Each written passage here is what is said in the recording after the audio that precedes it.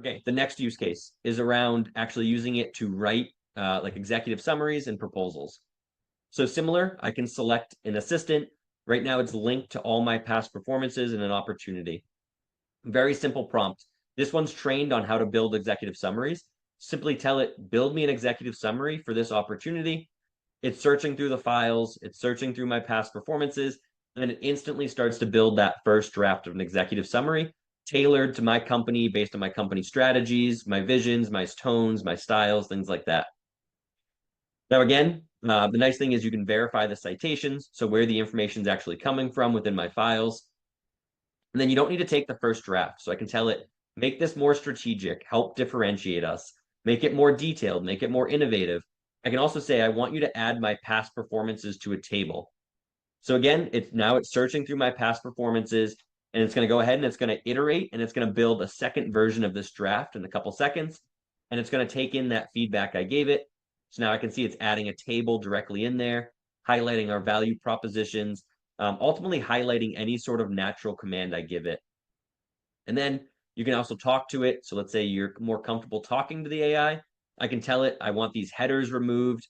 I want it to be under a page. Maybe it's a little bit too long. And then instantly, again, it's going to convert that to a prompt.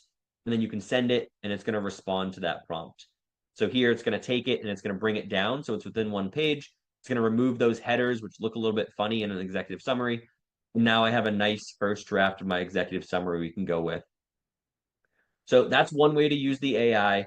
A little more advanced way is to use a tailored drafting tool. So what we're going to do is we're going to send it to like our draft. So I have an editable version here. Again, it's pointing to my files, so it's grounding its answers. A couple ways to do this, but let's say we had an outline or I had to respond to this one section. I can open up the RFP I'm responding to. Here's an entire section with multiple requirements. It's as easy as just highlighting those requirements. Again, this AI is trained on writing drafts of proposals. So I can come in here, simply give it some information. Here I'm telling it, use an active voice, respond to every section, subsection. I can also tell it any custom information like highlight our CISIP, certification.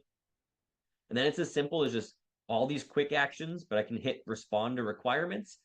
And then, a couple seconds, it's going to go through. It's going to analyze the requirements I told it to respond to. And it's going to start to funnel in my company information, my company profile, all those custom instructions, and then build a very strong first draft that we can use.